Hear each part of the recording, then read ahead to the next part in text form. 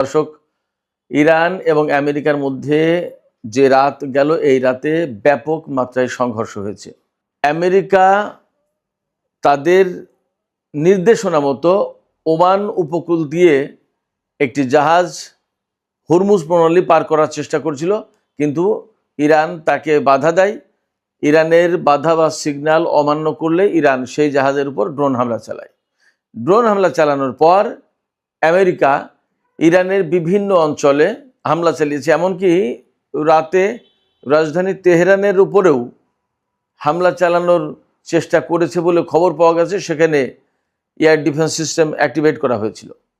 এছাড়া খুজেস্তান প্রদেশ, ইরানের মধ্যাঞ্চল, এরপরে পুরো দক্ষিণ উপকূলীয় অঞ্চল, এই সমস্ত বিভিন্ন জায়গায় হামলা চালিয়েছে। আমি যা দেখলাম তাতে প্রায় 170টা বা তার কাছাকাছি লক্ষ্যবস্তুতে আমেরিকা হামলা চালিয়েছে। তাহলে বোঝাই যাচ্ছে বড় রকমের হামলা চালিয়েছে আমেরিকা।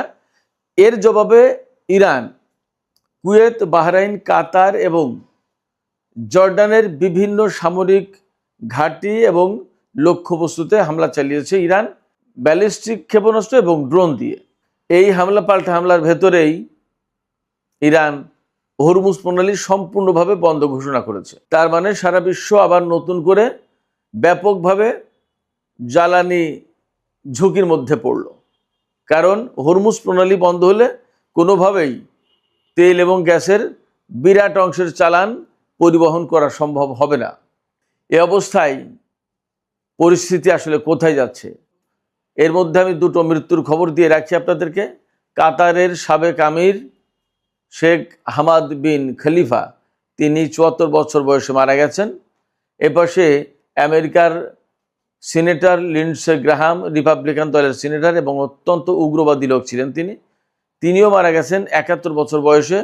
তিনি কিন্তু ইরানের উপরে কঠোর সামরিক অভিযান, ইরানের তেল ক্ষেত্র দখল, ইরানের সামরিক বাহিনীকে একদম কমপ্লিটলি ধ্বংস করা এবং ইসরায়েলের পক্ষে তার শক্ত অবস্থান ছিল। এই সম্প্রতিও তিনি ইরানকে ধ্বংস করে দেওয়ার জন্য বলেছিলেন। সেই লিন্ডসে গ্রাহাম মারা গেছেন। তিনি ছিলেন ডোনাল্ড ট্রাম্পের অত্যন্ত ঘনিষ্ঠ একজন ব্যক্তি। তো সুপ্রিয় দর্শক, আমরা যখন ইরান এবং আমেরিকার মধ্যে এই রকমের সংঘর্ষের খবর শুনছি, দেখছি, জানছি, এর ভিতরে আরেকটি খবর বের হয়েছে যেটা বড় রকমের একটা যুদ্ধের আশঙ্কা তৈরি করেছে। সেটি হচ্ছে আমেরিকা নাকি খার্ক দ্বীপ দখল করে নেওয়ার প্ল্যান করছে এবং ইরানের ভেতরে স্থল অভিযান চালানোর চিন্তা করছে এবং এগুলোর মূল লক্ষ্য হচ্ছে হরমুজ প্রণালী উন্মুক্ত করা এবং ইরানের সামরিক বাহিনীকে একেবারে কলাপস করে দেয়া। এখানে প্রশ্ন হচ্ছে, আমেরিকা কি আসলে ইরানের ভেতরে স্থল অভিযান চালানোর চিন্তা করবে কিনা, খার্ক দ্বীপ দখল করতে পারবে কিনা এবং আদৌ আমেরিকা সামরিক উপায়ে হরমুজ প্রণালী খুলতে পারবে কিনা? সুপ্রিয় দর্শক, আমরা এই সমস্ত বিষয় নিয়ে এখন বিস্তারিত আলোচনা করব। আশা করি আপনারা শেষ পর্যন্ত সঙ্গে থাকবেন, আর ভিডিও ভালো লাগলে লাইক, কমেন্ট, শেয়ার করবেন। দর্শক, চলুন আমরা বিস্তারিত আলোচনা করি। প্রথমেই যে কথা বলবো সেটি হচ্ছে যে গত রাতে আমেরিকা এবং ইরানের মধ্যে কিন্তু বড় রকমের সংঘর্ষ হয়েছে। আমি আগেই বলেছি, একটি জাহাজ ওমান উপকূল দিয়ে হরমুজ প্রণালী পার করার চেষ্টা করছিল আমেরিকা এবং এটা ছিল আমেরিকার মূলত একটা উস্কানি। এই প্রেক্ষাপটে ইরান ওই জাহাজের উপর হামলা চালায়, ড্রোন হামলা চালিয়েছে। ড্রোন হামলা চালানোর পরে সম্ভবত একজন নিহত বা নিখোঁজ আছে, এরকম সর্বশেষ খবর আমি দেখেছি। আর জাহাজের ইঞ্জিন বিকল হয়ে গেছে, জাহাজটা অচল অবস্থায় আছে সাগরের উপরে। এরপরে আমেরিকা ইরানের বহু জায়গায় হামলা চালিয়েছে। আমি আগেই বলেছি 150টির বেশি জায়গায় আমেরিকা হামলা চালিয়েছে। এখানে লক্ষণীয় ব্যাপার, আমেরিকা বিমান হামলার পাশাপাশি বাহরাইন এবং কুয়েত থেকে ভূমিতে নিক্ষেপযোগ্য ক্ষেপণাস্ত্র দিয়ে হামলা চালিয়েছে। এই ক্ষেপণাস্ত্রটার নাম হচ্ছে হাইমার্স সিস্টেম। এই হাইমার্স সিস্টেম থেকে ক্ষেপণাস্ত্র ছুঁড়ে ইরানে হামলা চালিয়েছে এবং এই হামলাগুলো মূলত হয়েছে ইরানের দক্ষিণ উপকূলীয় অঞ্চলে, বন্দর আব্বাস, কেশম দ্বীপ, কিশ দ্বীপ, সিরিক দ্বীপ, তারপরে এই খার্ক দ্বীপের আশপাশে খুজেস্তান, এই সমস্ত এলাকায়। আবার ইরানের মধ্যাঞ্চল, এমনকি তেহরানের উপরেও নাকি বিমান দিয়ে হামলা চালানোর চেষ্টা করেছে, হামলা চালিয়েছে।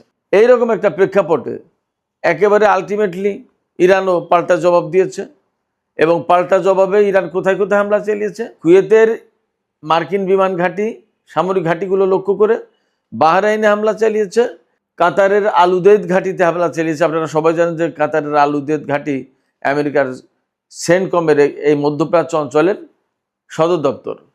আর হামলা চালিয়েছে জর্ডানের বিভিন্ন বিমান ঘাঁটিতে, বিশেষ করে প্রিন্স হাসান বিমান ঘাঁটি লক্ষ্য করে ইরান হামলা চালিয়েছে।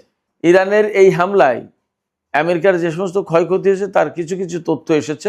কুয়েতে মার্কিন পেট্রিয়ট ক্ষেপণাস্ত্র প্রতিরক্ষা ব্যবস্থার একটা যে স্থাপনা ছিল, এই ব্যবস্থার উপর হামলা চালিয়েছে, সেখানে হামলা চালিয়েছে, এটা ধ্বংস হয়েছে। এরপরে মার্কিন সামরিক বাহিনীর গোলা বারুদের যে ডিপো, সেই ডিপোর উপর হামলা চালিয়েছে। তার মানে ধরে নেওয়া যাচ্ছে গোলা বারুদের ডিপোতে হামলা চালালে, যেহেতু ওগুলো বিস্ফোরক, ওটা মোটামুটি ধ্বংস হয়ে গেছে বলে ধরে নেওয়া যায়। এছাড়া কুয়েতে একটি রাডার স্থাপনার উপর হামলা চালিয়েছে ইরান। এগুলো হলো কুয়েতে। এরপরে বাহরাইনের ৫ম নৌবহরের ঘাঁটিতে হামলা চালিয়েছে নতুন করে ইরান। সেখানে বাহরাইন ও মার্কিন রাডার সিস্টেম, যোগাযোগ ব্যবস্থা, এই সমস্ত জায়গায় হামলা চালানো হয়েছে ইরানের পক্ষ থেকে। কাতারের আলুদেদ বিমান ঘাঁটিতেও ব্যালিস্টিক ক্ষেপণাস্ত্র দিয়ে ইরান হামলা চালিয়েছে। সেখানে যুদ্ধ বিমান মেরামত কেন্দ্র এবং কমান্ড অ্যান্ড কন্ট্রোল সেন্টার ধ্বংস হয়েছে কাতারে। এরপরে জর্দানে হামলায় কি ক্ষয়ক্ষতি হয়েছে? ইরানের আইআরবি প্রতিবেদনে বলা হয়েছে যে জর্দানে যে জায়গায় হামলা চালিয়েছে সেখানে সেনারা অবস্থান করছিল, মার্কিন সেনারা। পাশাপাশি সেখানে MQ-9 রিপার যে ড্রোন, এই ড্রোনের হ্যাঙ্গারে হামলা চালিয়েছে। তাতে ধারণা করা হচ্ছে বেশ কিছু ড্রোন ক্ষতিগ্রস্ত বা ধ্বংস হতে পারে। এই হলো মোটামুটি যুদ্ধের ক্ষয়ক্ষতির আপাতত বিবরণ। এর ভিতরে সবচেয়ে বড় যে ঘটনাটা ঘটেছে সেটি হচ্ছে হরমুজ প্রণালী বন্ধের ঘোষণা দিয়েছে ইরান।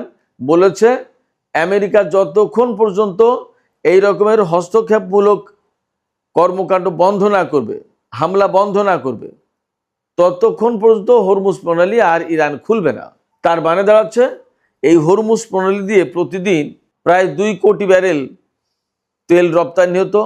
পাশাপাশি ব্যাপক পরিমাণে গ্যাস এবং তেলজাত পণ্য, আরও অনেক কিছু, সেই সমস্তগুলো এখন পরিবহন করা বন্ধ হয়ে গেল। তার মানে সারা বিশ্ব মারাত্মকভাবে তেল সংকট, জ্বালানি সংকটের মধ্যে ঢুকে গেল। এবং আবার পণ্য মূল্য বেড়ে যাবে প্রতিটি দেশে, প্রতিটি জনপদে অর্থনৈতিক সংকট তৈরি হবে, মূল্যস্ফীতি বাড়বে এবং কোনো কোনো দেশে এই সংকটকে কেন্দ্র করে বড় রাজনৈতিক সংকটও তৈরি হতে পারে। এখন এই পরিস্থিতিতে কি হবে?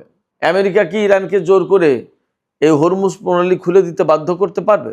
মনে হয় না।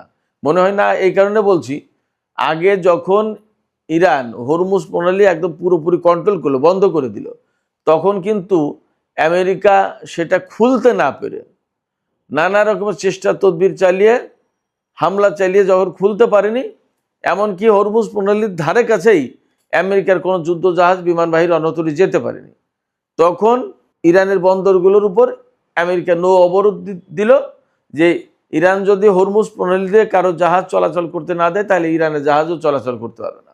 সেই নৌ অবরোধ থাকলো, ইরান তো দমে যায়নি বা পড়ে যায়নি, কিন্তু হরমুজ প্রণালী ইরান খুলল না।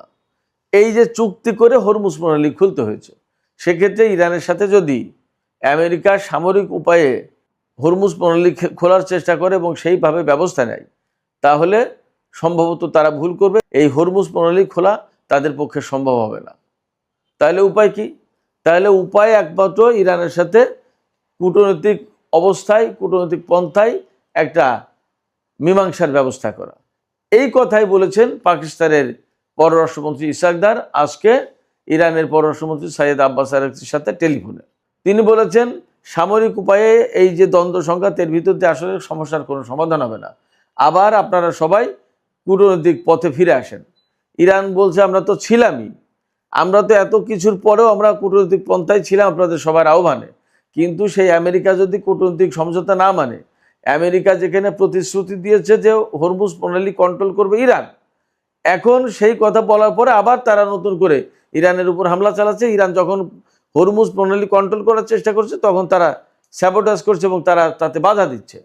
তাহলে তো আমেরিকার সাথে আপোষ মীমাংসা, কূটনৈতিক উদ্যোগ কোনো কিছু সফল হবে না। উপায় কি? এই জায়গায় আসলেই সবাই নিরুপায়, কারণ আমেরিকা যতক্ষণ পর্যন্ত তাদের প্রতিশ্রুতি এবং চুক্তি না মেনে চলবে ততক্ষণ পর্যন্ত আসলে এই সমস্যার সমাধান হবে না, এটা একদম পরিষ্কার। সেই জায়গায় আমরা মনে করি যে আমেরিকা যদি ইরানের বিরুদ্ধে যুদ্ধ সংঘাতের ভেতর দিয়ে এই সমস্যার সমাধান করতে চায় তাহলে যুদ্ধই বাড়বে, প্রাণহানি ঘটবে, সহায় সম্পত্তির ক্ষয়ক্ষতি হবে, কিন্তু হরমুজ প্রণালী খোলা তাদের পক্ষে সম্ভব হবে না। শোনা যাচ্ছে হরমুজ প্রণালী খোলার জন্য বা মধ্যপ্রাচ্যের তেল পরিবহন যাতে স্বাভাবিক হয় সেই জন্য আমেরিকা খার্ক দ্বীপ দখল করবে এবং খার্ক দ্বীপে স্থল অভিযান চালাবে, পাশাপাশি ইরানের ভেতরেও স্থল অভিযান চালাতে পারে যাতে ইরানের সামরিক বাহিনীকে কমপ্লিটলি ডিস্ট্রয় করে দেওয়া যায়। কিন্তু আমি নিশ্চিত ইরান কোনো মতেই এই ভয়ে ভীত হবে না যে আমেরিকা ইরানের ভেতরে স্থল অভিযান চালাবে, বরং আমরা যা শুনতে পাচ্ছি তাতে ইরানিরা মার্কিন সেনাদেরকে আমন্ত্রণ জানাচ্ছে যে তোমরা আসো, ভিতরে আসো। কেন ভিতরে আসতে বলছে? ভিতরে যেতে বলছে এই কারণে যে বিমান হামলা, ক্ষেপণাস্ত্র এবং ড্রোন হামলা দিয়ে খুব বেশি একটা কাজ হয়নি, সামরিক স্থাপনা, ঘাঁটি এই সমস্ত ধ্বংস করা গেছে, কিন্তু ইরানের ভেতরে যখন স্থল অভিযান চালাবে তখন মার্কিন সেনারা যাবে ফাঁদে পড়ে, আটকা পড়ে যাবে। এই আটকা পড়ে যাওয়ার পরে আটকা অবস্থায় ইরানিরা দেবে ব্যাপক মার এবং মার্কিন সামরিক বাহিনীর একটা চূড়ান্ত বিপর্যয় ঘটবে ইরানে। ইরান এই আশায় আছে যে আমেরিকা কবে স্থল অভিযান চালাবে এবং তারা বিপুলভাবে মার্কিন সামরিক বাহিনীকে বিপর্যস্ত করে দেবে, এবং এটা সম্ভব। এটা ভাবার কোনো কারণ নেই যে ইরানের হাতে যথেষ্ট ট্যাঙ্ক নেই, সাঁজোয়া যান নেই, স্থল যুদ্ধ করার জন্য যে সমস্ত উপায় উপকরণ লাগে ইরানের কাছে তা নেই, এটা ভাবার কোনো কারণ নেই। অনেকেই জানে না ইরানের ট্যাঙ্ক শক্তি সম্পর্কে, যেমনটা জানতো না বিমান শক্তি সম্পর্কে, তেমনি অনেকে জানে না ইরানের ট্যাঙ্ক শক্তি সম্পর্কে। স্থল অভিযানের সাঁজোয়াজান, ট্যাঙ্ক এবং এই ধরনের বেশ কিছু সামরিক সরঞ্জামের প্রয়োজন।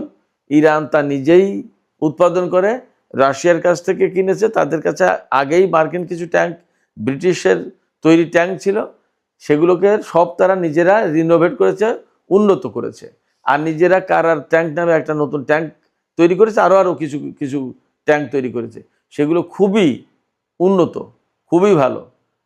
ফলে মার্কিন বাহিনী এটা ভাবার কোনো সুযোগ নেই, কারণ নেই যে ইরানে অভিযান চালিয়ে তারা খুব সহজে ইরানকে কুপোকাত করে দিতে পারে, প্রশ্ন ওঠে না। বরং স্থল অভিযান চালাতে গেলে মার্কিন বাহিনী ব্যাপকভাবে বিপর্যয়ের মুখে পড়বে। আঞ্চলিক যে সমস্ত প্রক্সি ফোর্স রয়েছে তারা সবাই ইরানের ভেতরেই তখন এই মার্কিন সামরিক বাহিনীর বিরুদ্ধে লড়াই করবে।